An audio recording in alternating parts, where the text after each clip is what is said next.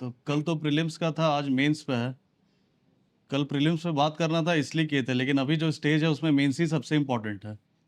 तो कल का क्लास जितना था उसका हमको लगता है थ्राइस इम्पोर्टेंट आज का क्लास है, क्योंकि अभी जो फेज़ में आप लोग वो मेंस ही इम्पोर्टेंट है, वो प्रीलिम्स का नहीं। अभी मेंस का तैयारी कीजिएगा तो उसी में ऐड ऑन करके प्रीलिम्स हो जाएगा। तो मेंस कैसे करना है ये ज़्यादा इम्पोर्टेंट है। तो मेंस का तो पता ही होगा, एक क्वालिफाइंग है इंग्लिश हिंदी वाला। उसके बाद ए 7 पेपर है जिसका मार्क्स जुटेगा। एसे रहेगा, 4 जीएस रहेगा, 2 अपना ऑप्शनल रहेगा। तो हम इन डेप्थ नहीं जाएँगे कि क्या करना है, बुक लिस्ट वगैरह बताते जाएँगे और क्या किसमें कौन-सा जीएस में अलग से करना है, जो मार्क्स एडिशन हो, वैल्यू एडिशन हो, ये हम बताएँगे। और एक साथ में हम कोशिश करेंगे एक्स्ट्रा बता दें कि यूट्यूब में अगर यहाँ क्लास के बाद कर लिए, 2-3 क्लास यहाँ का रिपीट देख लिए, रिकॉर्डेड सेशन देख लिए, उसके बाद यूट्यूब में अगर कुछ और देखना हो उस हिस्ट्री से रिलेटेड, इकोनॉमिक्स से रिलेटेड, तो किसको आप लोग रेफ़र कर सकते हैं, ये भी हम सजेस्ट कर देंगे। तो जैसे जीएस 1 में अगर आइएगा, ऐसे तो आजकल वो 4-4 वो सेक्शन 1 सेक्शन 2 रहेगा। सेक्शन 1 से 1 उठाना है, सेक्शन 2 से 1 उठाना है। पहले था कि विमेन पे 1 कर लिए, डेमोक्रेसी पे 1 कर लिए, कुछ मोटा-मोटा ये सब टॉपिक करके जाइए तो वो लड़ ही जाता था। लेकिन अब बहुत फिलॉसफिकल आ रहा है। इस बार का भी ऐसे पेपर दिखिएगा तो लिखा हुआ था कि मडी मडी वाटर, अगर कोई कीचड़ वाला है तो वो साफ तभी होगा जब उसको वैसे ही छोड़ दीजिए अपने, मतलब स्टैटिक स्टेबल छोड़ दीजिए, वो खुद साफ हो जाएगा। तो अब काफ़ी फिलॉसफिकल ऐसे भी आने लगा है। तो ऐसे के लिए एथिक्स पेपर पे आपका जितना स्ट्रांग रहेगा, एथिक्स को आप जितना ग्रास्प कर लीजिएगा, वो मुझे लगता है आजकल के ऐसे में ज़्यादा रिलेवेंट हो गया है। और उसमें लिखना भी रहेगा, 1000 से 1200 वर्ड में लिखना रहता है, 2 ऐसे लिखना रहेगा 3 घंटे में, और इसके ऐसे काफ़ी स्कोरिंग पेपर होता है। तो यहाँ पे अगर कोई क्लिक नहीं कर पाए ऐसे का पेपर में, एथिक्स का पेपर में, तो वो धीरे-धीरे रैंक पिछड़ जाता है। तो ऐसे के लिए मेरा वही टिप्स एंड ट्रिक है कि उसको जितना लिखने का प्रैक्टिस कीजिएगा तभी होगा, काहे कि वहाँ 10 से 12 पेज कर लिख के आना है। एक ऐसे में एवरेज 10 से 12 पेज लिख के आना ही होगा। तो 10 से 12 पेज में आप कैसे लिए वहाँ पे लिखिएगा, कोई एक स्टोरी से स्टार्ट कर सकते हैं कि लाइफ में कुछ स्टोरी बीता उससे, किसी का कोटेशन से, तो ऐसे करके स्टार्ट कर सकते हैं। ऐसे पे नहीं, वो ज़्यादा अपने से कर लीजिएगा। हम जीएस पे डायरेक्ट आते हैं। तो जैसे जीएस 1 पहले है, उसमें हिस्ट्री आपका है, आर्ट एंड कल्चर है, सोसाइटी है और ज्योग्राफी है, वर्ल्ड हिस्ट्री भी है। तो हिस्ट्री के लिए क्या आप लोग कीजिएगा, एंशिएंट हिस्ट्री के जैसे स्टार्ट करें तो आरएस अपना यहाँ पे क्लास नोट्स जो पढ़ रहे हैं, क्लास नोट्स आपका रहेगा। पहले तो मेंस का प्रिपरेशन 3 स्टेज में होगा। पहले आपका कंटेंट बिल्डअप होना चाहिए। वो कंटेंट बिल्डअप स्टेज में ही आप वैल्यू एडिशन हो गया, जितना हो गया वो सारा होगा। उसके बाद आपका पीवाईक्यू रहेगा। पीवाईक्यू एकदम मुंह पे रहना चाहिए, लास्ट 10 साल, 15 साल, 15 साल में क्या हुआ है। थर्ड स्टेज में आप पहुंचिएगा टेस्ट सीरीज में। तो कंटेंट बिल्डअप भी आपका तब होगा जब आप पीवाईक्यू एनालाइज कीजिएगा। अभी जैसे आप हिस्ट्री पढ़ रहे हैं, हिस्ट्री में पॉलिटी पढ़ रहे हैं, पंचायती राज आप भी पढ़ लिए, तो पंचायती राज पढ़ लिए तो आप डायरेक्ट उसको नोट्स नहीं बना पाइएगा। हम ये 3 साल का प्रोग्राम में थे तो हम ये फेस करते थे। हम उठाते थे लक्ष्मीकांत या कोई भी एनसीईआरटी उठाए तो हमको एक ए टू जेड सारा लाइन उसका इंपॉर्टेंट लगता था। तो क्या इंपॉर्टेंट है मेरे लिए, क्या उसमें से डिलीट करना है, ओमिट करना है, वो तभी हो पाएगा जब पीवाईक्यू मेरे पास रहे, हम उसको पलट के देख लिए। पंचायती राज पढ़ रहे हैं तो उसी टाइम आप देख लीजिए कि क्या प्रीलिम्स में उससे पूछ चुका है लास्ट 10 साल 15 साल में, क्या मेंस में पंचायती राज से आ चुका है। अगर हम आईवीसी पढ़ रहे हैं, इंडस वैली, तो इंडस वैली में मेंस में इस बार क्या पूछा है, इस बार 24 वाले मेंस में पूछा है, अभी 25 वाले मेंस में। तो आईवीसी से प्रीलिम्स में क्या पूछ रहा है, वो आपको आइडिया दिमाग में एक रहेगा, तो फिर पता रहेगा कि क्या हमको लेना है, किताब से क्या उठाना है। तो पहले आप पढ़िए, उसके बाद अपना पीवाईक्यू उठाइए प्रीलिम्स मेंस का, उसके बाद अपना बेसिक टेक्स्ट बुक उठाइए, एनसीईआरटी उठाइए। तो उसमें पता रहेगा कि क्या हमको इससे लेना है, क्या छोड़ना है। तो पहले आप अपना यहाँ पे पढ़िएगा, उसके बाद मेरा सजेशन रहेगा, वो अप टू सजेशन वैरी करता है, जैसे जैसे एक्सेप्ट करना है मतलब। लेकिन मेरे लिए क्या वर्क करता था, क्योंकि ये 3 साल वाला है तो हम ज़्यादा क्लिक कर पा रहे हैं, हमको भी लगता था। उसमें सबसे बेस्ट रहता था कि आप पीवाईक्यू देखिएगा, पीवाईक्यू देखिएगा तो आपको पता रहेगा क्या हमको लेना है, क्या छोड़ना है। उसके बाद आप फिर आइएगा, अपना बेसिक एनसीईआरटी उठाइएगा, लक्ष्मीकांत उठाइएगा, जो भी उसके बाद है, और उसको भी 3-4 रीडिंग दीजिएगा। पहला रीडिंग में भी ना सब इंपॉर्टेंट लगेगा, ए टू जेड लाइन। हम मेरे से मिस्टेक क्या हो गया था, हम पेन से अंडरलाइन किए थे, पूरा बुके अंडरलाइन हो गया था। तो वो भी नहीं करना है, उसको मल्टीपल रीडिंग 2 बार 3 बार 4 बार दीजिएगा, तब समझ में आएगा क्या पूछ रहा है। और जब रीडिंग दीजिएगा एक बार पहले पीवाईक्यू देखिएगा, तो फिर वो ज़्यादा बेहतर से पता चलेगा कि क्या है। उसके बाद ये 4 स्टेज 5 स्टेज कर लिए, उसके बाद आपका कंटेंट बिल्डअप होगा। उसके बाद अब आपको अपना कंटेंट बनाना है, और कंटेंट हम अभी सजेस्ट करेंगे कि प्रीलिम्स का आप लोग अभी उसको प्रीलिम्स स्पेसिफिक कंटेंट नहीं बनाइए। मेंस का रहेगा तो ज़्यादा बेहतर रहेगा।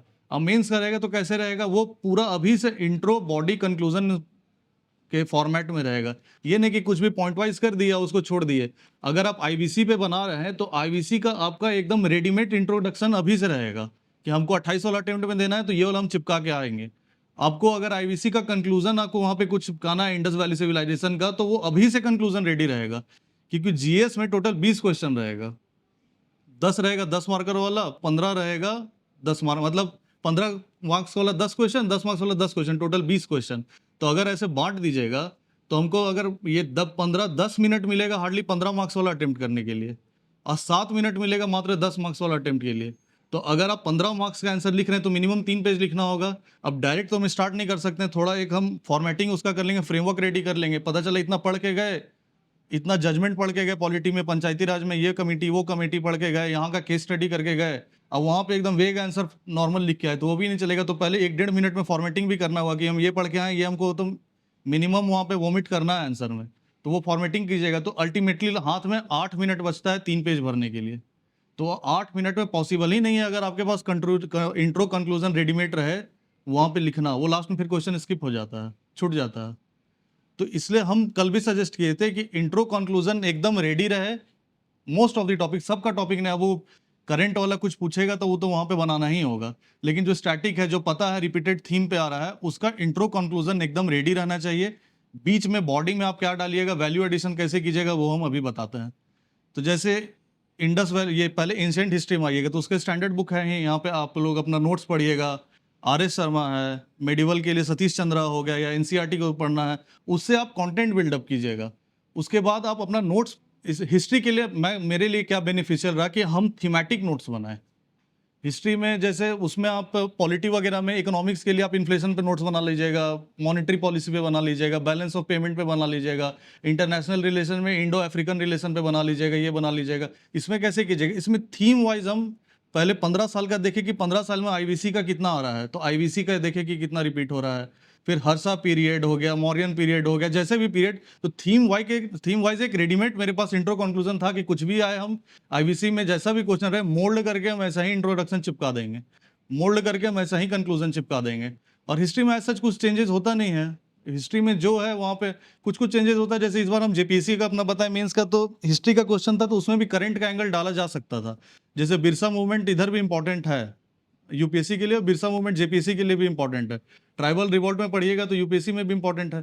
तो उसमें आप करंट का एंगल कैसे डालिएगा, तो 2023 में बिरसा मूवमेंट, ये मोदी जी गए थे उनके गांव उली हाथू, तो वहां से पीएम जनमन स्कीम आया था, तो वहां से करंट का आप एंगल भी हिस्ट्री में भी रिलेट कर सकते हैं।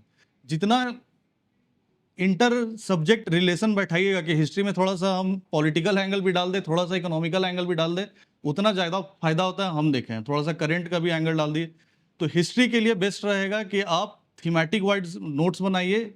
2-3 अपना ये क्या बोलते हैं, आर एस शर्मा से हो गया, एनसीईआरटी से हो गया, उससे करके देखिए। क्लास नोट्स में वैल्यू एडिशन रहिए, पूरा इंट्रो रहेगा, बीच में बॉडी रहेगा, फिर कंक्लूजन रहेगा। इसके बाद अगर कुछ समझ में नहीं आ रहा है तो यूट्यूब में कोई चैनल एक है, उसमें बहुत अच्छे टीचर वो हैं, तो कभी यहाँ का पढ़ लीजिए। उसके बाद नहीं समझ में आए तो एक प्रतीक नायक करके टीचर हैं, उनका आप लोग देख सकते हैं, history, ancient, medieval, modern history, world, सब। वर्ल्ड हिस्ट्री के लिए मेरा सजेशन रहेगा कि वर्ल्ड हिस्ट्री के लिए 2 तरह का क्वेश्चन आता है, या तो ईजी आएगा या तो टफ आएगा। ईजी आएगा सब बनाएगा, टफ आएगा कोई नहीं बनाएगा, तो उसमें कॉस्ट बेनिफिट नहीं है। तो वर्ल्ड हिस्ट्री हम सजेस्ट नहीं करेंगे कि पूरा एकदम एनसीईआरटी पढ़ लिए, तो अर्जुन देवगन इनकी का बुक निकाल के उठा के पढ़ लिए, मेरे हिसाब से नहीं रहेगा। कोई भी कोचिंग इंस्टीट्यूट का बुकलेट उठाइए, वर्ल्ड हिस्ट्री वहीं से पढ़ लीजिए। अगर बनना होगा तो वहाँ से बनेगा, नहीं बनना होगा तो वहाँ पे वेग आंसर सब लिख के आएगा, कुछ उसी में आप लोग भी, मतलब कचड़ा सब लिखेगा, थोड़ा कम कचड़ा लिख के आ जाना रहेगा। आर्ट एंड कल्चर के लिए मेरा सजेशन रहेगा कि फाइन आर्ट्स का जो 11 का एनसीईआरटी का बुक एक रहता है, एनसीईआरटी उसको बेस पकड़ के, एक तमिलनाडु का हिस्ट्री रहता है उसको बेस पकड़ के आप वहाँ से नोट्स बना लीजिए। उसमें भी पूरा थीमेटिक वैसे ही नोट्स बनेगा। आर्ट एंशिएंट हिस्ट्री का, खासकर एंशिएंट और मिडिवल का जैसे आप नोट्स बनाइएगा ना, तो उसी में आपका आर्ट एंड कल्चर का भी पैरेलली बनते जाता है। अगर पढ़िएगा आईवीसी तो उसमें ये भी पढ़िएगा कि लॉक्स वैक्स टेक्निक क्या था, या फिर ब्रॉन्ज स्कल्पचर जो मिला था, या फिर वो बार्ड वाला जो मिले थे, वो जो भी, वो तो वहाँ से पढ़िएगा तो ऑटोमेटिक आर्ट एंड कल्चर वाला भी एंगल कवर होते जाता है। तो एक्स्ट्रा एफर्ट उतना नहीं डालना, फाइन आर्ट्स का पढ़ते जाना है। मतलब कहने का ये है कि इंट्रो कंक्लूजन रेडी रहे, बॉडी में स्टैंडर्ड बुक से जो मटेरियल फाइन आप रिफाइन करके निकाल सकते हैं वहाँ डाल दीजिए। उसके बाद अगर करंट में कुछ ऐसा डेवलपमेंट हो रहा है, जगह रहेगा वहाँ पे वो डलते जाएगा। ये रहेगा हिस्ट्री का। वर्ल्ड हिस्ट्री में एक्स्ट्रा एफर्ट नहीं डालना है। वर्ल्ड हिस्ट्री में अगर बनेगा तो बनेगा, नहीं बनेगा तो नहीं बनेगा। कोई भी कोचिंग इंस्टीट्यूट का बुकलेट उठाइए, वहाँ से छाप दीजिए। एक हम अगर यहाँ पे कोचिंग इंस्टीट्यूट आप लोग पढ़िएगा ही, पूरा बेसिक यहाँ से क्लियर हो गया। कभी मन करे कि कुछ एक्स्ट्रा करना है तो एक हम यूट्यूब के जो अच्छा चैनल है जो हैं उनके बारे में हम बता दिए। ज्योग्राफी में आप उसके बाद आइएगा, तो ज्योग्राफी के लिए हम तो एनसीईआरटी से बेस्ट कुछ है ही नहीं, और हम एनसीईआरटी कर लीजिएगा तो उससे बाहर कुछ जाएगा भी नहीं। ये मेरा पर्सनल ओपिनियन है, उसी हम एनसीईआरटी ही किए। एक हम जीसी लियोंग पढ़े थे, तो लेकिन जब हम यहाँ पे थे तभी पढ़े थे। उसके बाद हम जब एग्जाम देना स्टार्ट किए तो हमको उसका कुछ रिलेवेंस वैसा एज सच नहीं लगा। तो आप एनसीईआरटी से पूरा उसको भी जितना है सारा, और ये मेंस में क्या होना चाहिए, टॉपिक बाय टॉपिक, जितना भी टॉपिक लिखा हुआ है, सब टॉपिक लिखा हुआ है, सब का नोट्स होना चाहिए। एक टॉपिक का भी छूटना नहीं चाहिए। अभी टाइम है, एम्पल टाइम है, बढ़िया से रिसर्च करके अच्छा नोट्स बनाया जा सकता है। तो ए टू जेड जितना भी टॉपिक सब है, सबका नोट्स बनाना है, एक भी स्किप ना हो। तो ज्योग्राफी में एनसीईआरटी उठाइएगा। ज्योग्राफी में एनसीईआरटी हम सजेस्ट करेंगे 6 to 12 पढ़ लीजिएगा। 6 to 8 क्लास का उतना रिलेवेंट नहीं रहेगा, लेकिन एक अंडरस्टैंडिंग या कभी कभी डायरेक्ट क्वेश्चन पिक हो जाता है तो वो भी पढ़ लीजिएगा। वो तुरंत 6 वाला एक दिन में निपट जाता है, 7 वाला एक दिन में निपट जाता है, 8 वाला तो वैसे। लेकिन 9 to 12 क्लास का इंपॉर्टेंट है, और 11 to 12 अटमोस्ट ज्योग्राफी का इंपॉर्टेंट है एनसीईआरटी, उसके बिना नहीं होगा। वहाँ से डायरेक्ट क्वेश्चन पिक होगा, यूपीएससी पीटी में भी होगा, जेपीएससी एसटी पीसीएस सब में होगा। उसके बाद उसका भी वैसे ही जितना फिजिकल ज्योग्राफी में दिया हुआ है, इंडियन ज्योग्राफी में दिया हुआ है, सबका एकदम रिफाइन करके नोट्स बना लेना है। जैसे उसमें डायरेक्ट पूछेगा, उसमें खाली थोड़ा करंट का भी एंगल आ जाता है। जैसे अभी सुनामी हो रहा है, अर्थक्वेक आ रहा है, अभी इतना लैंडस्लाइड हो रहा है, फ्लडिंग हो रहा है, तो वो सब भी इस बार इंपॉर्टेंट हो जाता है। वही कल बताए थे कि लगता है कि करंट का टॉपिक है, लेकिन वो करंट डेराइव्ड रहता है, मतलब वो स्टैटिक डेराइव्ड रहता है करंट से, तो इसलिए वो भी इंपॉर्टेंट है। तो उसका भी एकदम थीमेटिक नोट्स रेडी रखिएगा। इंट्रो, अगर सुनामी है तो इंट्रोडक्शन मेरा क्या रहेगा, सुनामी में क्या कंक्लूजन क्या रहेगा, बॉडी में हम क्या डालेंगे, 15 मार्कर के लिए क्या डालेंगे, 10 मार्कर वाला आएगा तो क्या स्किप करेंगे, वो करेंगे। तो पहले ये कंटेंट बिल्डअप बता रहा है, आंसर राइटिंग नेक्स्ट फेज है, तो ऐसे कंटेंट बिल्डअप होगा। उसके बाद आप पॉलिटी में आइएगा, तो पेपर 2 में इसके लिए एक यूट्यूब चैनल है, प्रीलिम्स के लिए स्पेसिफिक हम किए थे। एक है सुदर्शन गुर्जर करके, उनका बहुत अच्छा है सुदर्शन गुर्जर, वो क्लास में हम देखे थे, वो याद भी करवा देते थे प्रीलिम्स स्पेसिफिक। और एक मृणाल करके चैनल है, उसमें एक रस्तांजलि मैम करके थी, उनका बहुत अच्छा पूरा प्लेलिस्ट है। वो मीन्स में काफ़ी, मतलब मेरा अंडरस्टैंडिंग कॉन्टिनेंटल ड्रिफ्ट थ्योरी, तो सेल्फ थ्योरी, कैसे प्लेट टेक्टोनिक्स क्या होता है, हिमालयन कैसे राइज किया, वो काफ़ी अच्छा वहाँ से क्लास में ही हम लोग के टाइम एक सर थे साहनी सर, वो पढ़ाए, तो उसके बाद हम वहाँ से किए थे तो पूरा क्लियर हो गया था। तो ज्योग्राफी के लिए आप यहाँ से कीजिएगा, पॉइंट बाय पॉइंट पूरा नोट्स रेडी रहेगा। पॉलिटी पेपर हम आते हैं, मेन वैल्यू एडिशन यहाँ से स्टार्ट होगा। पॉलिटी में आपका पॉलिटी रहेगा, गवर्नेंस रहेगा, उसके बाद पूरा आपका एक उसमें पेपर 1 में एक सोशल जस्टिस का पेपर, सोशल जस्टिस भी रहता है। सोशल जस्टिस पेपर 1 में एक रह गया। सोशल जस्टिस के लिए जिसका सोशोलॉजी, उनको तो एक्स्ट्रा एफर्ट नहीं मानना रहेगा, जिनका नहीं है वो 11-12 का सोशोलॉजी का बुक आता है, वो आप वहाँ से देख लीजिएगा, वहाँ से कवर हो जाएगा, क्लास में हो जाएगा। उसके बाद एक विजन आईएएस का वैल्यू एडिशन बुकलेट आता है, वहाँ से आपका सोसाइटी वाला एंगल कवर हो जाएगा। उसमें वो पूरा रेडीमेड सारा सोसाइटी का वो बना के दिया रहता है, कुछ नहीं करना। उसमें वैल्यू एडिशन न्यूज़पेपर से करना है, द हिंदू है इससे, उसमें पूरा छाप के आ जाना है। उसके बाद हम इस पे आए पॉलिटी वाला पेपर में, तो पॉलिटी में पॉलिटी आपका गवर्नेंस वाला रहता है। और तो पॉलिटी के लिए हम क्या करते थे, पॉलिटी में भी वैसे ही टॉपिक वाइज पूरा नोट्स बना रहेगा, इंट्रो कंक्लूजन लक्ष्मीकांत से, जैसे वही स्ट्रेटेजी सेम है, ये करना है। पॉलिटी में इसमें इंपॉर्टेंट हो जाता है कि आप इसमें वेग आंसर और अच्छा आउटस्टैंडिंग आंसर में बहुत डिफरेंस दिखता है। अगर हम पंचायती राज पे अभी लिखने बोल दे तो आप लोग क्या लिखिएगा कि पंचायती राज को बोला लाया गया था कि ग्रास रूट में वो स्ट्रांग करेगा, लेकिन अब वो ग्रास विदाउट रूट बन गया है। तो अगर इसमें अभी लिखने दे दे 15 मार्क्स का 10 मिनट टाइम में, तो क्या लिख पाइएगा, लिखिएगा कि हाँ कि इतना ये प्रॉब्लम आ गया, फंड का प्रॉब्लम है, ये प्रॉब्लम है, वर्किंग ठीक से नहीं हो रहा है, या फिर मेल डोमिनेंट है, वो बोला गया है कि वीमेन को देना चाहिए लेकिन महिला के नाम पे पुरुष पुरुष मुखिया रहता है, ये वैसे करके लिख दीजिएगा। प्रॉब्लम क्या आ रहा है, तो इलेक्शन टाइम पे नहीं होता, ये लिख दीजिएगा। तो ये नॉर्मल आंसर हो जाएगा जो सब लिखेगा, इस पे मार्क्स नहीं मिलेगा। इसमें आउट आउट मतलब बाकी लोग को आउटस्टैंड करना है, तो उसके लिए आप लोग को थोड़ा केस ये डालना होगा कि गवर्नमेंट सुप्रीम कोर्ट का क्या इसमें जजमेंट आया है, सुप्रीम कोर्ट क्या सजेस्ट किया है, कुछ लैंडमार्क जजमेंट दिया है। कोई अगर स्टेट में मतलब कुछ ऐसा केस स्टडी मिला है कि वहाँ पे बहुत अच्छा, जैसे एक तेलंगाना का गांव था, वहाँ पे खुद से सब लोग मिल के फंड इकट्ठा किए थे और रोड ढाल दिए थे, तो ऐसा ऐसा कुछ एक स्टेटमेंट आपको डालना होगा। या फिर इसमें आर्टिकल बहुत इंपॉर्टेंट हो जाता है कि आर्टिकल आपको कोट करना होगा कि 343 में ये आ जाता है, केस जजमेंट डालना होगा, तो यहाँ पे वेग आंसर और थोड़ा पॉलिटिकल एंगल वाला, मतलब पॉलिटी का एंगल वाला, वो वाला में डिफरेंस आ जाता है। तो वो जो थोड़ा लिख देता है तो उसका मार्क्स हम देखे हैं कि पिछले बार भी मेरा मेंस जो हम जेपीएससी में भी दिए थे, मेरा पॉलिटी में वैसा सच आंसर नहीं आया था, लेकिन इस बार हम ये सब डाले थे। आप डालिएगा तो ओनली आईएएस एक करके चैनल है, तो उसका तो वो पूरा लिखा हुआ है कि कौन सा, सारा जजमेंट का ही बुकलेट है, 4-5 पेज का जजमेंट बुकलेट है, कहाँ क्या कोट करना है वो आपको पूरा बुकलेट दिया हुआ, उसमें से छाप देना है कहाँ क्या डालना है, कि अगर वाटर के लिए आया तो वाटर के लिए ये कमेटी बना है, अगर पंचायती राज के लिए तो 10 कमेटी वहाँ दिया है, बॉर्डर इशू आया तो बॉर्डर इशू के लिए ये दिया हुआ है, तो उसमें सारा वहाँ से, अब तो ऑनलाइन सब कुछ है, एक्स्ट्रा कुछ नहीं, ये डालिएगा सब आ जाएगा। तो पॉलिटी के लिए यही आउटस्टैंड करना है, तो थोड़ा सा पॉलिटिकल करंट का एंगल डालना होगा, थोड़ा सा केस स्टडी डालना होगा, थोड़ा सा आर्टिकल डालना होगा। और इसमें हम सजेस्ट करेंगे कि पॉलिटी में अभी टाइम है, आप लोग बेयर एक्ट पढ़िएगा। बेयर एक्ट पढ़ने से क्या होता है, वो जो लैंग्वेज होता है पॉलिटी का, जो पढ़िए, पीएम बख्शी का एक आता है बेयर एक्ट, वो पढ़िएगा, तो वो लैंग्वेज ना बहुत इनकलकेट होता है, तो वो वहाँ पे आप पॉलिटी में लिख के आइएगा तो थोड़ा आउटस्टैंड करता है। कोई भी राइट टू इक्वालिटी पे आए तो आप राइट टू इक्वालिटी सीधे लिख के आ जाइएगा। एक हमको याद नहीं आ रहा, हम देख के बताते हैं, आर्टिकल 39 था, वो आर्टिकल 39 अगर कोई किसी से पीछे पूछे तो वो नॉर्मल लिख के आएगा कि आर्टिकल 39 डीपीएस में है, ये है, लेकिन वो कॉन्स्टिट्यूशन में इतना अच्छा कोटेड है, अगर वो सब आप लोग रट के गए और वहां पे लिख के आइएगा तो वो बहुत बेनिफिशियल होगा। वो देखिएगा एक बार, लक्ष्मीकांत में था, लक्ष्मीकांत बोल रहे हैं, पीएम बख्शी में 39 में वो डायरेक्ट कोटेशन इतना बढ़िया है कि उसको ऐसे वगैरह में भी यूज कर सकते हैं। तो इसलिए बेयर एक्ट पढ़ना इंपॉर्टेंट है, उससे आप लोग का ये डेवलप होगा, लैंग्वेज इनकलकेट होगा, डेवलप होगा, वो देख। तो पॉलिटी में यही करना है, पॉलिटी पबैड, पॉलिटी गवर्नेंस ऐसे ही पढ़ना है। एक सेकेंड, वो देख के बताते हैं।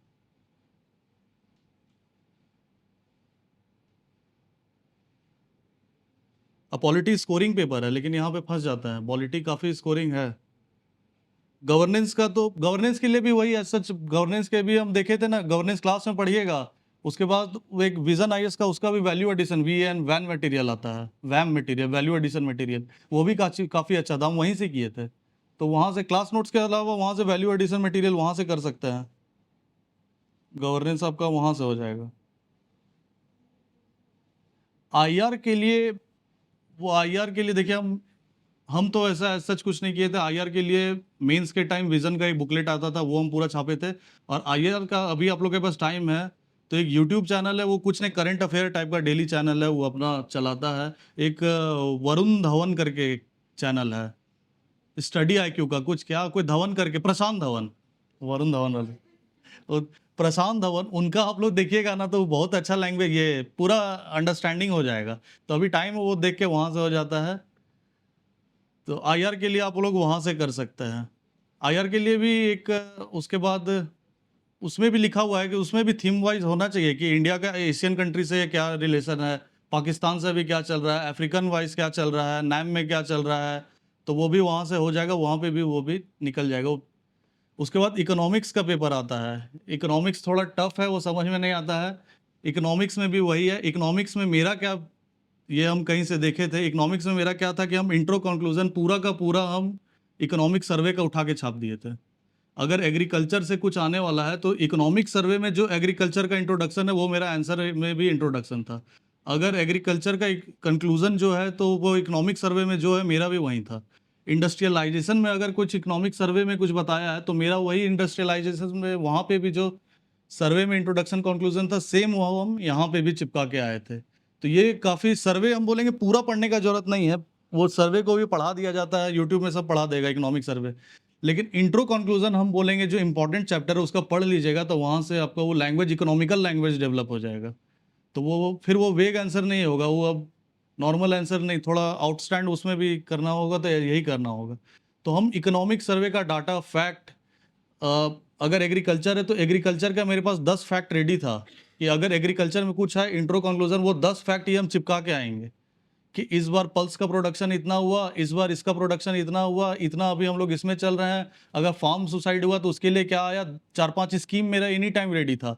डीबीटी के लिए क्या स्कीम है, इसके लिए क्या स्कीम है, अभी रिसेंट क्या ट्रेंड चल रहा है, कौन सा गवर्नमेंट कोई नया स्कीम लाया, कोई ये लाया, तो वो सब वहाँ पे एकदम रेडी रहता था। अगर जैसे विमेन वाले भी सेक्शन में जाइएगा तो अभी तो हम विमेन वाले सेक्शन में यहाँ का मैया सम्मान योजना भी कोट कर दे। तो जितना इंटरलिंकेज होगा उतना फायदा होगा। तो इकोनॉमिक सर्वे में आप आउटस्टैंड कर सकते हैं फैक्ट फिगर की जितना, और इकोनॉमिक सर्वे का जितना भी इंट्रो कंक्लूजन है वो चिपका दीजिए। वो हम देखें जनरली नहीं करता है, वो इधर उधर आप रिसर्च कीजिएगा कि एग्रीकल्चर में हम कुछ अच्छा कहाँ से दे, और एग्रीकल्चर के बारे में सर्वे में इतना अच्छा इंट्रोडक्शन रहेगा कोई कहीं नहीं मिलेगा। तो वहाँ से आप एक्स्ट्रा आउटपुट ले सकते हैं। उसके बाद थोड़ा फैक्ट फिगर इकोनॉमिक्स में डालना ही होगा, तो स्कीम थोड़ा सा डाल के उससे आप आउटस्टैंड कर सकते हैं। एथिक्स का पेपर, उसके बाद इसमें इंटरनल सिक्योरिटी भी है। इंटरनल सिक्योरिटी एज सच हम एक चैनल है स्लीपी क्लासेस का हम पूरा करके गए थे, क्लास का यहाँ पे किए थे, सर करवाए थे। एक स्लीपी क्लासेस है और एक टीचर है अशोक कुमार, वो आईपीएस हैं। अशोक कुमार का एक बुक आता है, वो उनसे भी हम काफ़ी रेफर किए थे। इकोनॉमिक्स के लिए हम क्लास में किए थे, हम लोग के टाइम एक सर थे, उनका नाम भूल रहे हैं, वो करवाए थे। उसके बाद हम एक मृणाल सर करके हैं, तो मृणाल सर उनका बहुत अच्छा है। हम वहाँ से ये दोनों यहाँ क्लास नोट्स मृणाल सर का नोट्स मिला के किए थे। उसके बाद पीछे पॉलिटी में जाए तो अगर क्लास के अंडरस्टैंडिंग के बाद यहाँ का रिपीटेड देख लिया, उसके बाद भी कुछ मिस हुआ ये करना है, तो एक सिद्धार्थ अरोड़ा करके टीचर है। सिद्धार्थ अरोड़ा का 33-34 घंटे का पूरा एकदम लंबा ये है मैराथन, वो देख जाइएगा तो पॉलिटी फिर निपट जाएगा पूरा। इन्वायरमेंट इकोलॉजी पूरा का पूरा मेरे हिसाब से करंट ड्रिवन है। शंकर आईएएस के बाद यहाँ क्लास नोट शंकर आईएएस, उसके बाद वो पूरा का पूरा करंट ड्रिवन है। तो करंट में जो चल रहा है, उसके बाद उस समय जो मेंस का बुकलेट आएगा आप वहीं से इन्वॉल्वमेंट कर सकते हैं। उसके बाद एक डीएम रहता है, डिजास्टर मैनेजमेंट। तो डिजास्टर मैनेजमेंट आप क्या कर सकते हैं, हर एक डिजास्टर का एक नोट्स रेडी रखिएगा। सुनामी का एक नोट्स रेडी रहेगा, अर्थक्वेक का एक नोट्स रेडी रहेगा कि, और वो एकदम लो हैंगिंग फ्रूट है। इंटरनल सिक्योरिटी और सिक्योरिटी 4-5 ही है इंटरनल सिक्योरिटी में, या तो नक्सलिज्म पे प्रॉब्लम आएगा, लेफ्ट विंग एक्सट्रीमिज्म, यही सब पे प्रॉब्लम आएगा, ड्रग कार्टेल हो गया, ये सब पे होगा, बॉर्डर सिक्योरिटी इशू, यही सब पे आता है। तो वो 5-7 है, वो सब रेडी कर लीजिएगा, हो जाएगा। तो internal security, disaster management, 5-7 disaster है, उसका रेडी कर लीजिएगा तो हो जाएगा। उसके बाद फिर एथिक्स का पेपर है। एथिक्स में एक लेक्सिकॉन का बुक आता है। लेक्सिकॉन का बुक हम वो किए थे, क्लास नोट्स मेरा हुआ था। और उसके बाद लेक्सिकॉन में, लेकिन क्या है ना, उसका भी लेक्सिकॉन से जितना एक होगा टॉपिक वाइज सिलेबस का एक नोट्स मेरा रेडी था, तो वो नोट्स रेडी कर लीजिएगा। लेकिन होता क्या है ना, वो पढ़िएगा ना तो और आंसर लिखिएगा तो वो काफ़ी वेग आंसर लगने लगता है। तो उसमें ना एग्जाम्पल कोट करना बहुत इंपॉर्टेंट है। हम एथिक्स का पेपर में देखे हैं कि एथिक्स का पेपर में आप जितना अपना रियल लाइफ एग्जाम्पल कोट कीजिएगा, वो वहाँ आउटस्टैंड करना। और एथिक्स में बुक पढ़िएगा ना तो वो बस पढ़ने के लिए नहीं, जैसे हिस्ट्री पढ़ रहे हैं तो पढ़ रहे हैं कहानी जैसा वो चलेगा। एथिक्स मेरा एक सजेशन रहेगा, ये काम करता है, थोड़ा लगेगा कि फिलोसफिकल बात है, लेकिन एथिक्स जब पढ़िएगा तो थोड़ा एथिकल एंगल बुक से पढ़िएगा ना, तो वो ज़्यादा हम देखे आउटपुट देता है। तो वहाँ से कर सकते हैं। और केस स्टडी के लिए कुछ नहीं, केस स्टडी का लास्ट 15 साल का केस स्टडी बना दीजिएगा, हमको लगता है मोस्ट तो वहीं से थीम रिपीट हो जाएगा, तो अब वो वहाँ से वो कर सकते हैं। एथिक्स के लिए हम लेक्सिकॉन बुक किए थे, कोई यूट्यूब चैनल का जरूरत नहीं पड़ा था। इकोनॉमिक्स के लिए हम बता दिए कैसे क्या कहते हैं, कैसे स्टैंड आउट कर सकते हैं, वैल्यू एडिशन कैसे कर सकते हैं। इकोनॉमिक सर्वे का जितना आप यूज़ कीजिएगा, इस बार तो इकोनॉमिक सर्वे का यूज़ हम ज्योग्राफी में अपना मेंस में करके आए थे। ज्योग्राफी में एक पूछा था हम लोग से कि सोलर करके कुछ पूछा था कि सोलर का क्या है, तो इकोनॉमिक सर्वे हम पढ़ के गए थे, तो सोलर वाला वहाँ यूज़ किए थे कि कितना गीगाबाइट का प्रोडक्शन हो रहा है। फिर झारखंड को 300 फुल सोलर डेज मिलता है, सन डेज मिलता है, तो यहाँ पे सोलर का पोटेंशियल अच्छा है। तो इकोनॉमिक सर्वे का ज्योग्राफी में भी ऐसे यूज़ हो गया था। ये सर्वे में ही लिखा था कि झारखंड को 300 क्लियर सन डेज मिलता है, तो सर्वे यहाँ पे इसका पोटेंशियल अच्छा है। तो इसलिए सर्वे का अगर सर्वे पर पढ़ लीजिएगा तो काफ़ी हम देखे हैं वो इधर उधर खिचड़ी पका के अच्छा आंसर उससे बन जाता है। तो ये आपका कंटेंट बिल्डअप एक बार हो गया। उसके बाद आप पीवाईक्यू पैरेलली देख रहे थे, उसके बाद आप पीवाईक्यू देखिएगा, उसके बाद आप टॉपर्स का आंसर देखिएगा। वो सारा चैनल पे अपलोडेड है, वो बड़ा बड़ा जितना यहाँ चाणक्य के चैनल पे भी होगा, विजन सबका चैनल पे अपलोडेड है। कंटेंट बिल्डअप आपका हो गया सारा, इधर से लगा के कर लिए। उसके बाद आप टॉपर्स का एक बार आंसर देखिएगा कि वो कोई आंसर को कैसे लिखते हैं, तो उसके बाद वो आप देख लिए, तब फिर आप नेक्स्ट मूव करिएगा टेस्ट सीरीज पे। वो अभी जरूरी नहीं है, पहले कंटेंट एक 6 महीना, साल भर, 1.5 साल सारा पेपर कंप्लीट कीजिए, पैरेलली टेस्ट देते जाइए, फुल टेस्ट देने का नहीं है। जैसे एक चैप्टर को हम पढ़ लिए, उसके बाद आप पंचायती राज का लिखिए चलेगा, उसके बाद आप पीवाईक्यू देखिए, उसके बाद फिर आप टेस्ट सीरीज पे मूव कीजिए, तब वो ज़्यादा फ्रूटफुल रहेगा टॉपर्स का आंसर देखने के बाद। क्या कि हम देखें ना, आप अगर आप इंट्रो लिखे, बॉडी आए, कंक्लूजन आए, और अगर आप बॉडी में पूरा ऐसे टाइप पैराग्राफ पैराग्राफ दे दिए, तो पॉसिबल नहीं है कि आप पूरा लिख के आ जाइएगा। उतना 15 मार्क्स के लिए 10 क्वेश्चन है ना, तो 30 पेज का तो आपको यही निकल जाएगा, 15 ही मार्क्स वाला। तो पॉसिबल ही नहीं है कि उतना आप लिखते जाइएगा। तो वहाँ पे ना चार्ट बनाना, हब स्पोक मॉडल बनाना, वो जैसे कुछ भी लिखना है यहाँ पे ऐसे नंबरिंग फिगरिंग कर दिए, बॉक्स में ड्रा ये करना, रिप्रेजेंटेशन बहुत इंपॉर्टेंट हो जाता है यहाँ पे, कि लगे पूरा भरा हुआ है लेकिन मटेरियल लिमिटेड रहे और उसी में आप अपना बात समझा के आ गए। तो वो आंसर राइटिंग का स्किल है, वो जो अभी हम सजेस्ट नहीं करेंगे कि आंसर तुरंत लिखिए, अभी 3-4 बार पढ़िए, आगे देखिए पीवाईक्यू क्या है, टॉपर का आंसर देखिए, फिर लिखिए और उसके बाद फिर आगे बढ़िए। तो वहाँ पे वो आंसर राइटिंग एक आर्ट है, कि हम तो यही जानते हैं, वो अब तुरंत डेवलप नहीं होगा। वो धीरे धीरे करके वो टॉपर्स का आप कॉपी देखिएगा तो 3 पेज है, उसको कैसे भरना है, कहाँ पे हब स्पोक लगाना है। अब जैसे अगर हम पंचायती राज पूछ दिए, तो अगर आप पंचायती राज लिखिएगा कि कहाँ क्या प्रॉब्लम है, और उसके बाद आइएगा कि ये प्रॉब्लम एकदम टॉपिक वाइज आप स्टार्ट किए, कि लिख दिए यहाँ पे इंट्रो लिखे, उसके बाद लिखे इश्यूज इन पंचायती राज, और उसके बाद एकदम ऐसे बॉडी बनाने लगे ऐसे जैसा, कि ये इशू है, इसमें फंड का इशू है, या फिर वर्क पॉलिटिकल का यहाँ पे ये नहीं, अवेयरनेस नहीं है, या मुखिया प्रधान हो जा रहा है, ये हो रहा है तो वैसे करके आप लिखिएगा तो नहीं होगा, लेकिन वही हब स्पोक में 4-5 इशू बता दीजिएगा, तो वो एग्जामिनर को भी आसानी होगा, उसको भी पता चलेगा कि इसको इशू पता है। उसके बाद थोड़ा सा इलाबोरेट कर दिया, फिर उसके बाद इधर आ गए कि इसको कैसे रिजॉल्व कर सकते हैं, सुप्रीम कोर्ट का क्या जजमेंट आया है। तो वो देख के ही डेवलप होगा। टॉपर्स का कॉपी देखिएगा। इकोनॉमिक्स का अगर आंसर कुछ लिख रहे हैं तो वो लोग कैसे लिख रहे हैं, कैसे। इस बार जैसे कैग पे हम लोग का एक क्वेश्चन आया था, तो जेपीसी का सीन अलग है। यहाँ पे आप लोग को 40 मार्क्स का 4 क्वेश्चन मिलेगा। मेंस में इसका 200 मार्क्स का मेंस होता है, इसका मेंस में भी ऑब्जेक्टिव है। तो 20 क्वेश्चन ऑब्जेक्टिव रहेगा, इक्वल टू 40 मार्क्स, एक एक 2-2 मार्क्स का एक एमसीक्यू, बचा 160 मार्क्स। 160 मार्क्स में 4 क्वेश्चन ही सिर्फ रहेगा 40-40 मार्क्स का। अब वहाँ आपको पूरा जो यहाँ ऐसे का तैयारी करते हैं, वहाँ ऐसे लिख के आना है, तो मिनिमम 7-8 पेजेस वहाँ लिखना पड़ता है। तो अगर आप पूरा बॉडी बना के चलिएगा, तो वो पॉसिबल ही नहीं है कि अगर इस बार कैग पे क्वेश्चन आ गया था, तो 8 पेज आप कैग पे क्या लिख दीजिएगा। अगर हम कैग पे कोई क्वेश्चन दे दे और बोल दे कि 8 पेज लिखिए, तो पॉसिबल ही नहीं है। तो यहाँ पे हब स्पोक का मॉडल लगाना, उस पे उसको ड्राइंग बनाना, बॉक्स में डालना, मल्टीपल पेन यूज करना, थोड़ा सा इधर से बॉर्डर देना है, वो देना, तो प्रेजेंटेशन इसलिए इंपॉर्टेंट हो जाता है। कोई पॉलिटिकल कमेंट्रीज आप जो कॉन्स्टिट्यूशन असेंबली में जो कमेंट्रीज था, वो आप यूज कर सकते हैं। हम जैसे इस बार कैग में अपना इंट्रोडक्शन ही स्टार्ट किए थे राजेंद्र प्रसाद का कोटेशन से। तो वो बोले थे कि कोई बोले थे कि कैग का मात्र काम अकाउंटिंग का है, उनका काम अकाउंटिंग है, और ये ब्रिटिश का लेगेसी है, कॉलोनियल लेगेसी है। तो वो राजेंद्र प्रसाद उसको कोट किए थे कि वो सिर्फ कॉलोनियल लेगेसी नहीं है, वो एडमिनिस्ट्रेशन का भी यहाँ पे पूरा बुलवर्क संभालता है, ये करता है। तो वैसे कोटेशन से आप स्टार्ट कीजिएगा ना, तो अच्छा होता है। उसके बाद उसमें हम किए थे कि इसका कैग का आप देखिएगा, तो कैग का जो ओथ रहता है वो शेड्यूल से कवर होता है, जो शेड्यूल हमारा है 12 शेड्यूल, उसमें कवर होता है। तो इसका मतलब वो पॉलिटिकल, ये अकाउंटेबल है टू द सिटीजन। अगर उसका अगर वो अपना जो रिपोर्ट सौंप रहे हैं, वो अगर पार्लियामेंट में रिपोर्ट सौंप रहे हैं, तो इसका मतलब वो अकाउंटेबल है पब्लिक को। उनका रिपोर्ट अगर पार्लियामेंट में जा रहा है, तो मतलब दैट मीन्स ये अकाउंटेबल है। ये सब थोड़ा पॉइंट स्टैंड आउट करता है, ये सब पॉइंट नहीं डालता है जनरली। अगर हम वहां पे ये भी डाले थे कि क्या रिफॉर्म लाना है, तो हम अपना नहीं डाले थे कि मेरे हिसाब से ये रिफॉर्म आना चाहिए। हम एक्स कैग एक रहे थे दिल्ली के वहां पे, तो वो क्या बोले थे कि ये चेंजेस आना चाहिए, उनके हिसाब से हम कोट किए थे।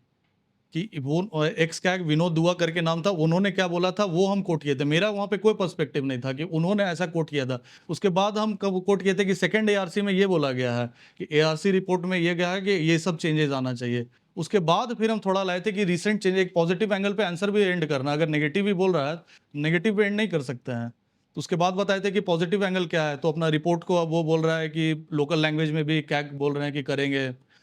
उसका थोड़ा easy language, easy to read language में हो रहा है, थोड़ा सा पतला हो रहा है ताकि लोग पढ़ सके, कॉमन पीपल पढ़ सके। तो मार्क्स ऐसे ही फेच होता है। अगर कॉमन वेग आंसर से हम देखें हैं, पिछले बार मेरा फंस गया था मेंस में, और इस बार काफ़ी अच्छा मार्क्स से मतलब मेंस क्लियर हो गया।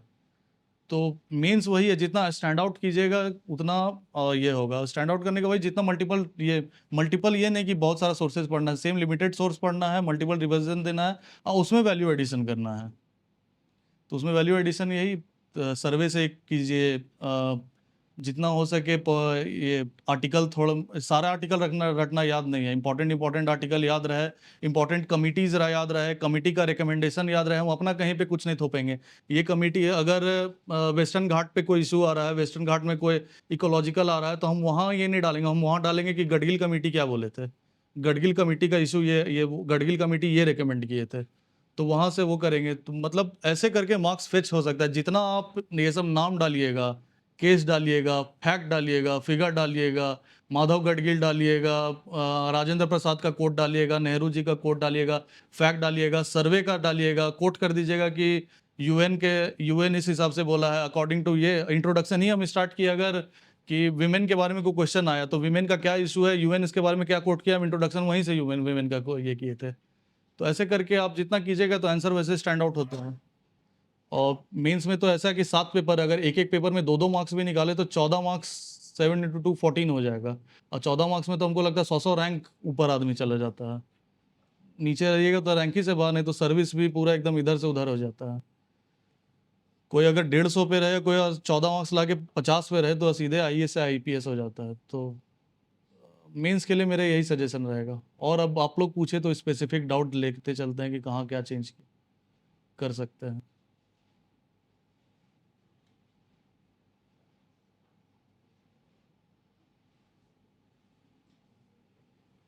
पूछे किन्हीं को कोई इशू? ये मतलब ओवरव्यू था, ये तो ये ढांचा था। अब इसमें क्या फिट करना है, आपका क्या स्पेसिफिक इशू है, हम क्या किए थे, ये हम बता सकते हैं।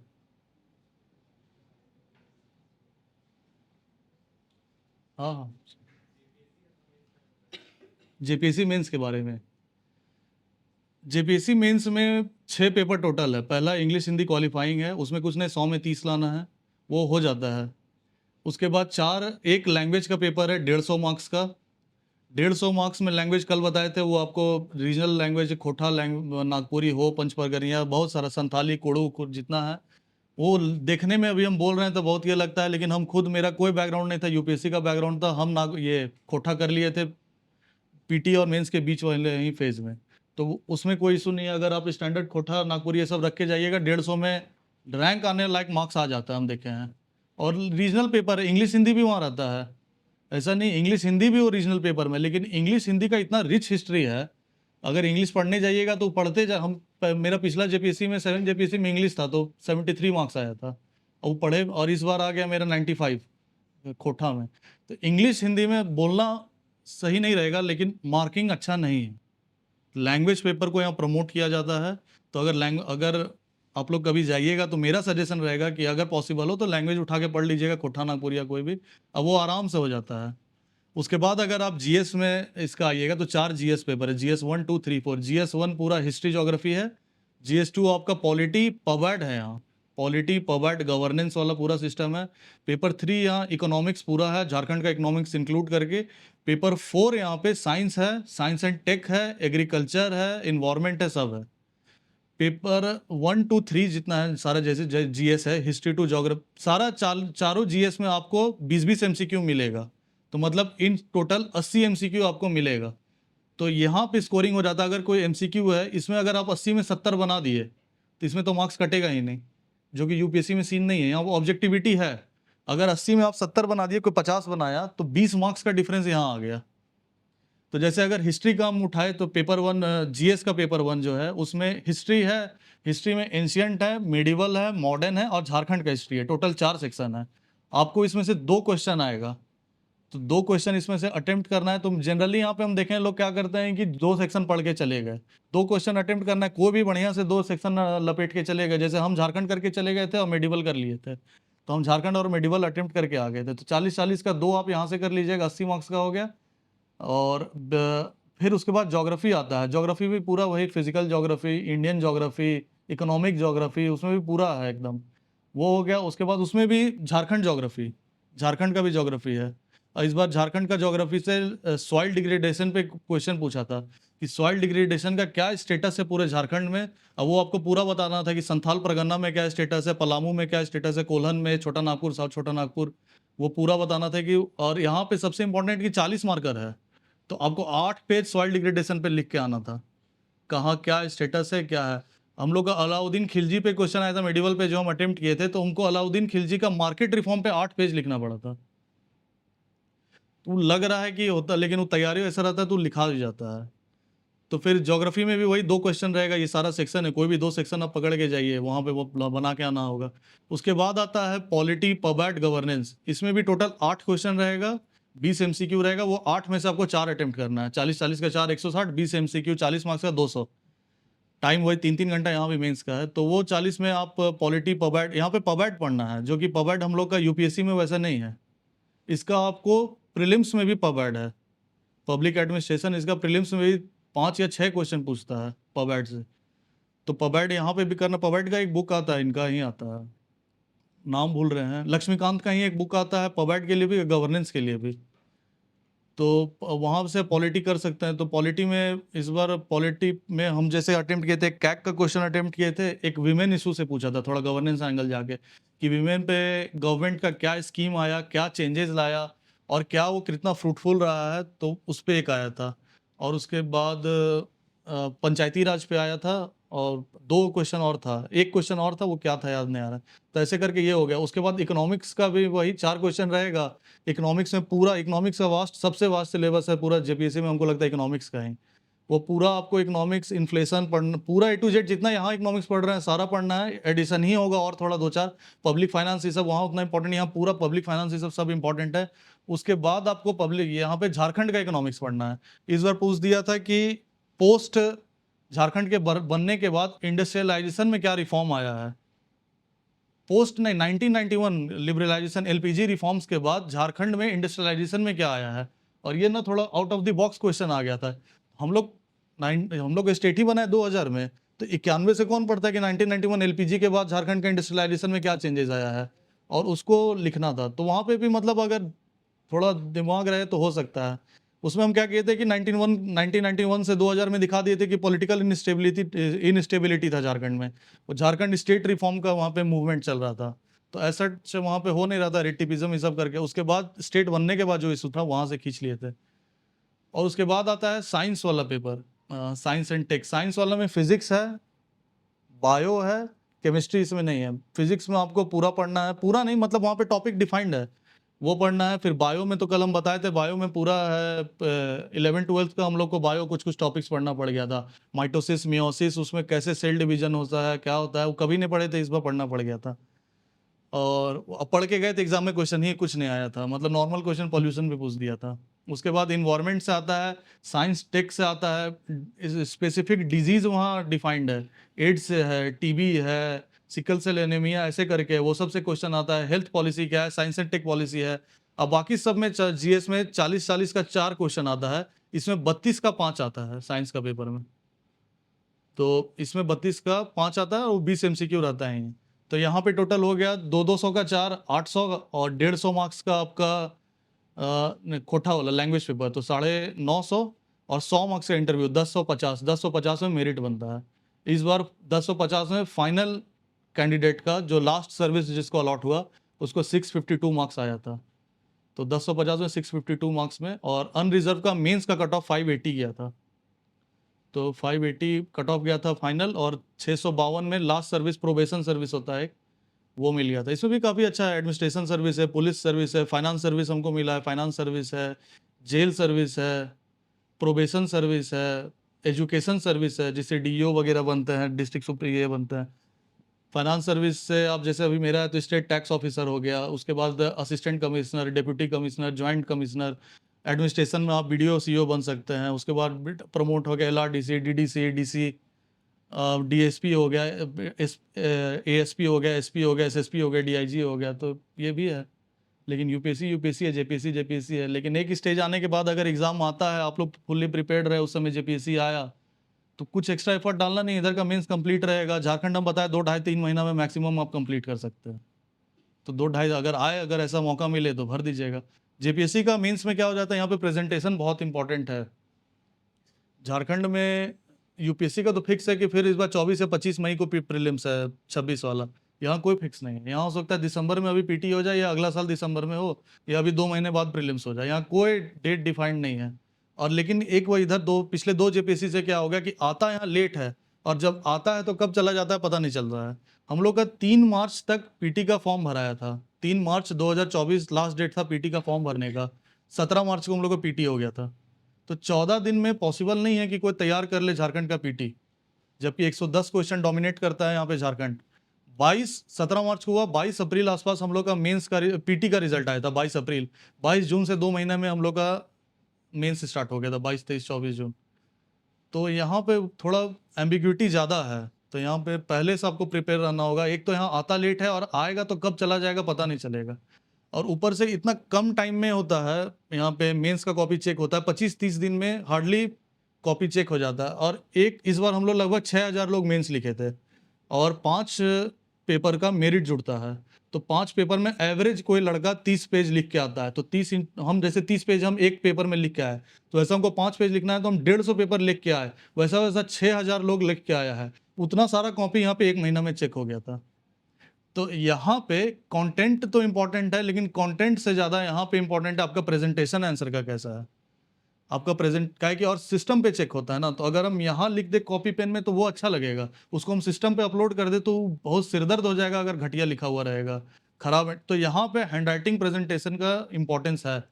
तो क्या कि 1 महीने में कॉपी चेक होगा, उतना एक लड़का का 150 पेज मेरा चेक करेगा, 160 पेज, उतना उतना 6-6 हज़ार कैंडिडेट का कॉपी चेक करना है, और 1 महीने में रिजल्ट दे देना है, 1.5 महीने में। तो यहाँ पे थोड़ा प्रेजेंटेशन इंपॉर्टेंट है।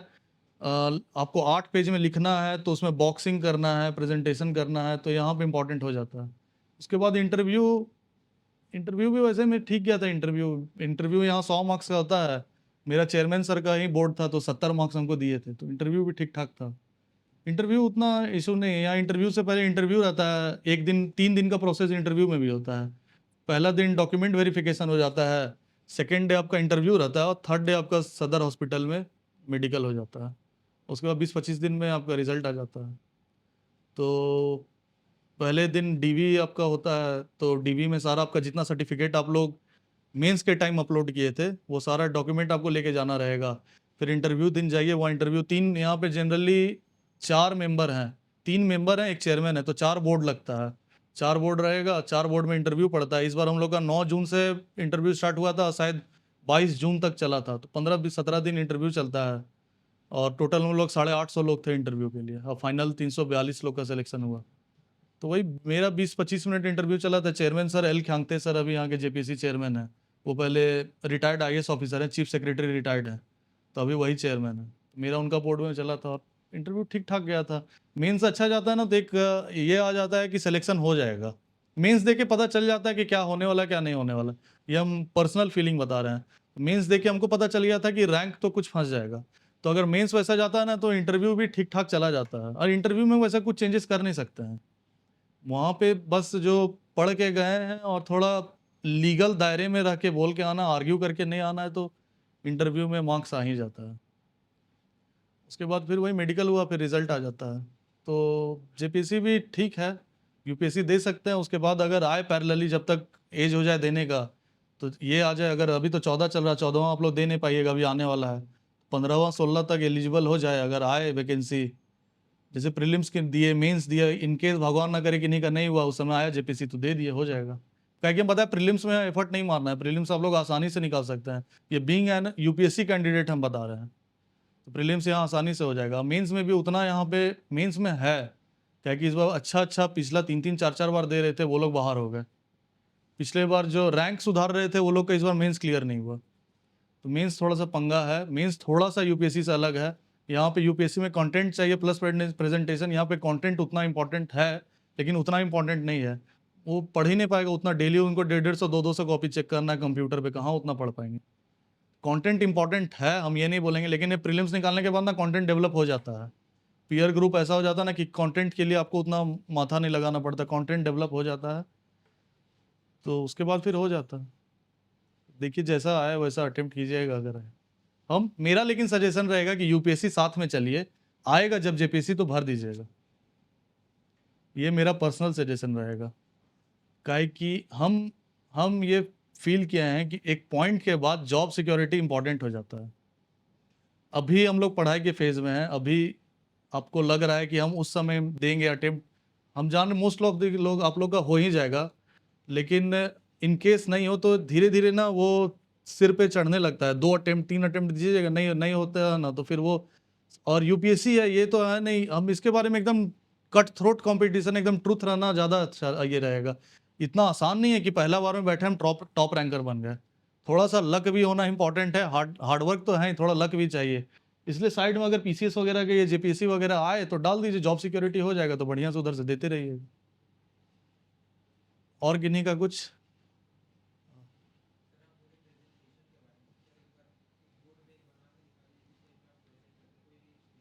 हाँ, ये प्रेजेंटेशन ही बहुत इंपॉर्टेंट है, और इनफैक्ट हम यहाँ यूपीएससी का है इसलिए उतना प्रेजेंटेशन नहीं बता रहे, जेपीएससी के लिए कहाँ गए तो मेरा प्रेजेंटेशन थोड़ा यूनिक था। इस बार क्या था कि हम लोग बताए कि 200 मार्क्स का रहता था, तो 40-40 का 4 क्वेश्चन रहता था और 20 एमसीक्यू। तो मेरा थ्रू आउट चारों जीएस इंक्लूडिंग खोटा 2 घंटे 40 मिनट में ही कंप्लीट हो जाता था। तो मेरे पास 20 मिनट बचता था, वो 20 मिनट में हम सिर्फ प्रेजेंटेशन किए हैं। तो वो ये यूपीएससी में प्रैक्टिकली पॉसिबल नहीं है, वहाँ आप 4-5 मिनट बचा सकते हैं तो हो सकता है। यहाँ पे लेकिन हम प्रैक्टिस कर करके टेस्ट सीरीज देके हम ऐसा कर लिए थे कि हम 20 मिनट मेरे पास हर जीएस में बच जाता था। तो मेरा कैलकुलेशन ये था कि 40-40 का 4 मिनट अगर कोई लिख रहा, 40-40 का 4 क्वेश्चन कोई लिख रहा होगा तो 160 मिनट उधर उसको लगेगा, 20 मिनट में वो 20 एमसीक्यू निपटा देगा तो 180 मिनट हो गया। तो मेरा था कि अगर हम 160 मिनट में ही कर दिए तो मेरे पास 20 मिनट बचेगा, तो 20 मिनट में कोई अगला लड़का 20 मार्क्स के इक्विवेलेंट लिख रहा होगा, तो 20 मार्क्स में अगर वो आंसर लिख रहा है उसमें बहुत अच्छा लिखेगा तो उसको 12-14 आ जाएगा, गंदा लिखेगा तो 6-7 आ जाएगा। लेकिन प्रेजेंटेशन में था कि मेरा 20 में से एनी हाउ को 12 मार्क्स 13 मार्क्स मिल ही जाएगा, अगर हम बढ़िया से सुंदर उसको सजा देंगे। तो अगर आप 5 जीएस में भी 12-12 5 60 मार्क्स का हम अगर लीड ले लेंगे तो फाइनल मेरिट में बन जाएगा। तो इसलिए यहाँ झारखंड में जेपीएससी में प्रेजेंटेशन इंपॉर्टेंट है। तो झारखंड में जैसे हम क्या करते थे, ये अगर शीट दिया है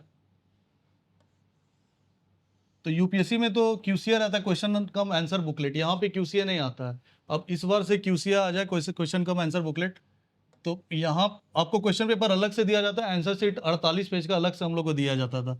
तो हम पहले बॉर्डर बना देते थे और एक बार क्वेश्चन का बुलेट फॉर्म में, जैसे पंचायती राज लिखा तो पूरा पंचायती राज हम क्वेश्चन नहीं छापते थे, यहाँ पे बस पंचायती राज लिख देते थे और इसको ब्लैक पेन से पूरा यहाँ पे ऐसे कर दिए। उसके बाद जो हम इंट्रोडक्शन लिखे, यहाँ पे इंट्रोडक्शन लिख के उसके बाद जैसे उसको डबल अंडरलाइन करते थे, कुछ इंपॉर्टेंट रह गया तो हम 2 पेन का थ्रू आउट यूज किए थे, ब्लैक पेन ब्लू पेन। बहुत लोग को लगता था कि अलाउड नहीं है ब्लैक वगैरह, लेकिन हम ब्लैक पेन भी लेके गए, ब्लू पेन भी लेके गए, स्केल भी लेके गए, पेंसिल भी लेके गए। पिछले अटेम्प्ट में हम ये सब नहीं किए थे। वो हमको भी लगता था कि उतना कौन सजाता, सजाना उजाना नहीं, कंटेंट लिख के आएंगे, लेकिन कभी कभी ईगो के अगेंस्ट भी जाना पड़ता, नहीं कि उतना सजा रहे हैं, वो सब लड़की लोग करती है, वो हमने इतना 4 पेन लेके हम नहीं जाएंगे लाल पेन, वैसा नहीं होता। पिछले बार हम भी बहुत इसमें थे, हम फंस गए थे, ये किए तो रैंक आ गया। तो जैसे कुछ भी लिखे तो उसको डबल इंट्रोडक्शन हुआ, डबल अंडरलाइन कर लिए। उसके बाद हम बॉडी में आए, तो जैसे बॉडी में आए तो पंचायती राज का एग्जांपल लेते हैं, तो इशू आया कि पंचायती राज में इशूज क्या है, तो हम यहाँ पे ऐसे करके इशूज लिखे, इसको अंडरलाइन किए। इशू के बाद ना हम ऐसे हब स्पोक बना देते थे, यहाँ पे हम मल्टीपल इशू बता देते थे कि क्या इशू है ये, और इस इशू को भी हम ऐसे करके बॉक्स में डाल देते थे, जो आप लोग यूपीएससी में भी डालिएगा। और उसके बाद एक एक इशू उठाते थे, एक इशू आए तो फंड का इशू है तो फंड लिखे, यहाँ पे डबल ये वाला कोलन दिया और यहाँ से फंड के बारे में थोड़ा सा बता दिए, और फिर इसको भी हम ऐसे ऐसे डबल अंडरलाइन कर दिए। ऐसे करके इसके बीच में इतना प्रेजेंटेशन, और उसके बाद में कंटेंट भी था कि इसमें फिर हम वो भी लिखते थे कि केस स्टडी कुछ डाल दिए, या फिर तेलंगाना में एक पंचायती राज में हुआ था कि एक वहाँ का मुखिया या ये थे, तो फंड के अभाव में वो अपना घर से पैसा लगा दिए थे कि रोड बनवाना था, तो घर से लोन लेके पैसा लगवा दिए, और उसके बाद गवर्नमेंट डिस्पेंस नहीं कर रहा था पैसा तो सुसाइड कर लिए थे। तो इस टाइप का भी स्टोरी डालने से इम्पैक्ट पड़ता है, तो फिर ये सब स्टोरी रहता था। मैं कमिटी का हम रिकमेंडेशन डालते थे, उसके अलावा फिर हम ऐसे प्रेजेंटेशन करते थे।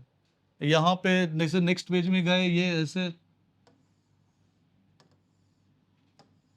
तो यहाँ पे भी फिर मेरा ऐसे करके रहता था, मतलब सॉरी यहाँ पे ऐसे रहता था और इसको ऐसे ऐसे करके पूरा यहाँ से ऐसे कोट करते जाते थे। यहाँ पे कुछ हुआ, यहाँ लिखे, यहाँ कुछ हुआ, यहाँ ऐसे लिखे, ऐसे लिखे, ऐसे। तो जितना इसमें चार्ट डायग्राम बनेगा उतना आउटस्टैंड मतलब अलग लिखेगा। एक पेपर हम आपको ऐसा दिखाएं और एक पेपर अब हम आपको नॉर्मल दिखाते हैं। एक ये पेपर है, इसमें ऐसे है, ये देखिए ये रहा, ये बॉडी रहा, ये इंट्रो रहा, यहाँ से ऐसे ऐसे बॉडी रहा, ये पूरा ऐसे थ्रू आउट जाएगा, एक वैसा जाएगा। तो जाहिर सी बात है सिस्टम पे वो वाला थोड़ा देखने में अच्छा लगता है, कंप्यूटराइज चेकिंग होता है, देखने वाला को भी आसानी होता है, उसको डेली 200 कॉपी चेक करना है। तो कुछ लिखना ऐसा है जो थोड़ा रिफ्रेशिंग हो जाए, तो हम वैसे थोड़ा आउट ऑफ ये किए। अब 20 मिनट बस हम इसी को बॉक्स में डालते थे, किसी को डबल पेन ब्लैक ब्लू कर दिए, किसी को फिर अगले पेज में गए वहाँ पे अलग ये किए, फिर इसको ये बनाए तो इसको भी ऐसे बॉक्स में डाल दिए। एक क्वेश्चन हम लोग का विमेन के बारे में आया था जो बताए, तो विमेन के बारे में यूएन का तो फैक्ट फिगर हम डाल के गए थे। विमेन में एक हम क्या किए थे कि पूरा कंक्लूजन से कंक्लूड कर दिए, उसके बाद फाइनल ऐसे करके विमेन लिख दिए थे।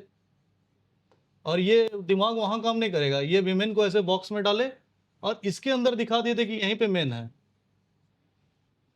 तो थोड़ा वहां पे दिमाग लगाना पड़ेगा ताकि आधा मार्क्स भी एक्स्ट्रा, 1 मार्क्स भी मिल जाए। एक क्वेश्चन में 1 मार्क्स मिलेगा, 19 क्वेश्चन लिखना, 19 मार्क्स मिल गया। इस बार में तो हम लोग एक एक रैंक पे 0.15 मार्क्स था, 1 मार्क भी नहीं। अगर मेरा 145 रैंक है तो 144 वाला मेरे से 0.15 मार्क्स ज़्यादा है। या फिर या तो वो मेरे से एज में ज़्यादा है, या फिर रैंक तब ऊपर है, या फिर मेंस में ज़्यादा मार्क्स होगा तब ऊपर। इस बार इतना कट थ्रोट कॉम्पिटिशन था, तो जहाँ पे जितना हो सके हम दिमाग लगाए थे। एक एक मार्क्स भी मेरे को भी एक्स्ट्रा मिल जाए, तो अगर इससे आधा मार्क्स भी मिला होगा तो मेरा रैंक 2 रैंक ऊपर आ गया, नहीं तो मैं 145 से 147 रहते। तो इसलिए इतना है और ये सब प्रैक्टिस से ही आता है, वहाँ पे फिर दिमाग में खुद चलने लगता है कि कहाँ हमको क्या डालना है। ये हम कभी सोच के नहीं गए थे कि वहाँ ऐसा करेंगे, लेकिन वहाँ गए तो ऐसा निकल गया। तो वो प्रैक्टिस करते करते देखते देखते टॉपर का आंसर देखिएगा, इधर देखिएगा, एक प्रोसेस होता है, प्रोसेस से जाइएगा तो खुद थिंकिंग डेवलप हो जाता है। और जब पेन चलता है ना तो फिर पेन चलने ही लगता है, फिर वो रुकता नहीं। और किन्हीं का?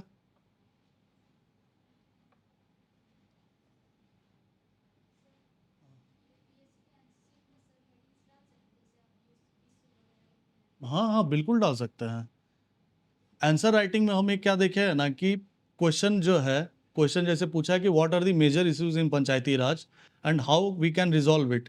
तो आप अपने ओर से जो उसमें वैल्यू एडिशन कीजिएगा कीजिएगा, लेकिन अगर वो पूछा है कि इशू क्या है तो आपको इशू लिख के उसको अंडरलाइन करना होगा कि वो क्वेश्चन जो डिमांड किया आप उसको वहाँ पे मीट किए हैं। अगर आप इशू लिख भी दीजिएगा लेकिन इशू उसको दिखाइएगा नहीं, तो वो मे भी हो सकता है देखे नहीं आगे बढ़ जाए। जो मांग रहा है वो अगर हम सामने से परस परोस पर उसको दे दिए एकदम सामने से और उसको इजीली दिख गया तो मार्क्स ज़्यादा अच्छा आ जाता है, इजीली आ जाता है, उसको एफर्ट नहीं लगाना पड़ता। कोई भी मतलब कम एफर्ट में अगर कोई किसी को काम करने मिल जाए तो जाहिर सी बात है वो खुश होता है। तो जो क्वेश्चन का डिमांड है वो तो एकदम बोल्डली अंडरलाइन करना है कि आप इशू पूछे तो हम इशू यहाँ बताए, आप रिजॉल्व पूछे हैं तो हम सजेशन यहाँ दिए हैं। उसके बाद अपने एंड से तो जो डालना है वो बीच बीच में हम डालेंगे ही। तो जो डिमांड पूछ रहा है वो डालना है।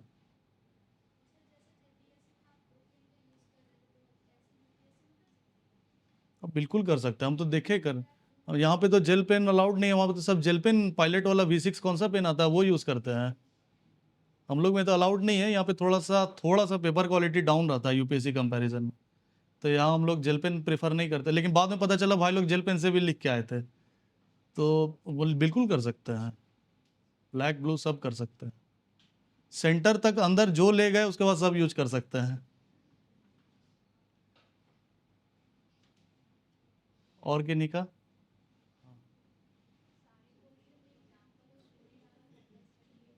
सारे क्वेश्चन में डालना जरूरी नहीं है, कोई स्पेसिफिक आप तैयार करके गए हैं कि हमको इसको, अब जैसे हम तैयार करके गए वो क्वेश्चन मिल गया तो हम डाल के ही आएंगे।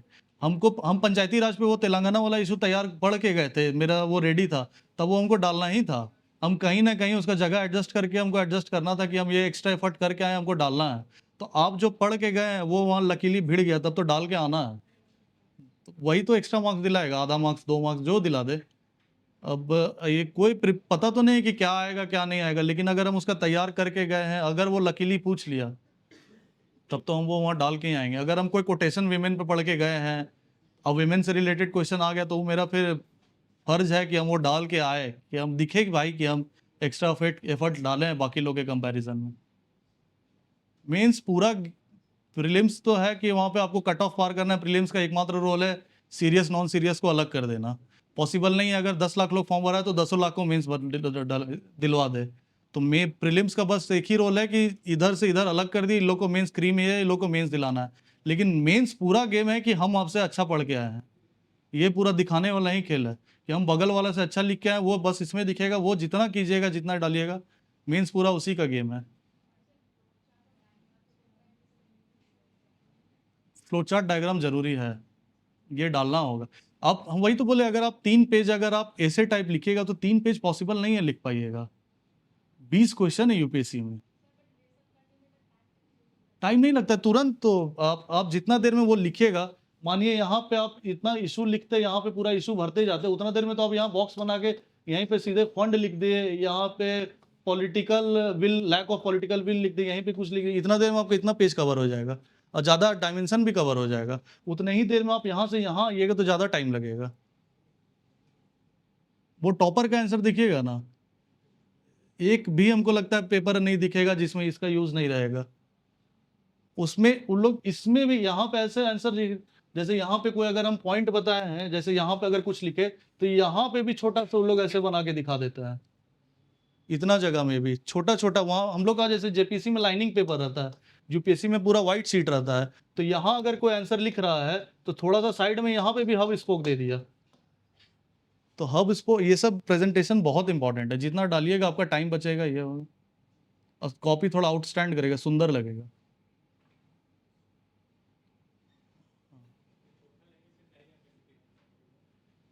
खोटा, खोटा एक यहाँ से हम खोटा नहीं पढ़े थे, चाणक्य से नहीं पढ़े थे, क्या कि उस समय हम यूपीएससी का कर रहे थे। तो खोटा के लिए हम एक बुकलेट उठाए थे, यहाँ पे 2-3 अच्छे टीचर हैं, एक बीएन ओधार सर है, उनका नोट्स उठाए थे और पूरा पलट लिए थे। खोटा के लिए भी मेरा सेम था कि कुछ भी पूछे, कॉमन इंट्रो कंक्लूजन मेरा ये रेडी था।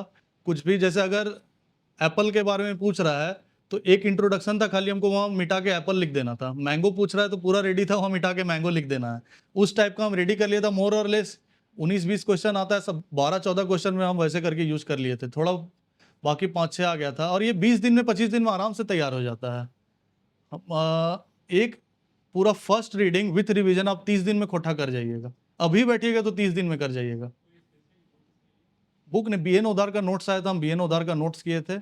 यूट्यूब पे बहुत सारा, हाँ BN Odar, BN Odar teacher हो गए, एक दिनेश दिनमणि करके टीचर हैं, रांची यूनिवर्सिटी में प्रोफेसर हैं, इनका हम किए थे, ये 2 लोग का किए थे। और इसी से हम अपना एक नोट्स रेडी करके गए थे, वो पढ़ के आए थे। और ठीक ठाक, मतलब एवरेज से थोड़ा एकदम आउटस्टैंडिंग मार्क्स नहीं है, 95-96 ठीक मार्क्स है, मेरिट में आ जाने लायक मार्क्स है, तो मार्क्स ठीक था, वैसा दिक्कत नहीं।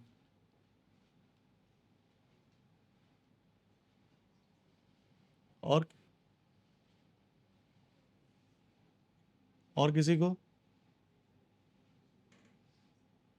हो गया?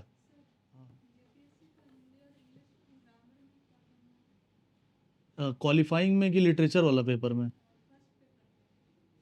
वो बहुत इजी है, कुछ नहीं पढ़िएगा तो भी निकल जाएगा। वो खाली कुछ भी नहीं पढ़ के जाइएगा, जो पैसेज देगा ना कॉम्प्रिहेंशन, और हिंदी में जो गद्यांश देगा उसको लिख के आ जाएगा तो 30 मार्क्स पार कर जाएगा।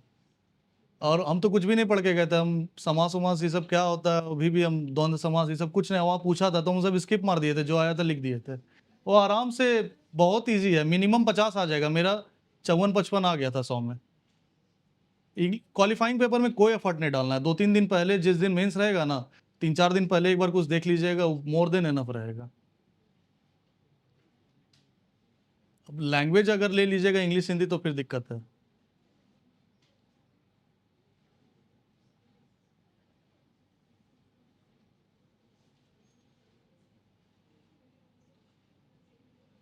और किन्हीं को कोई डाउट?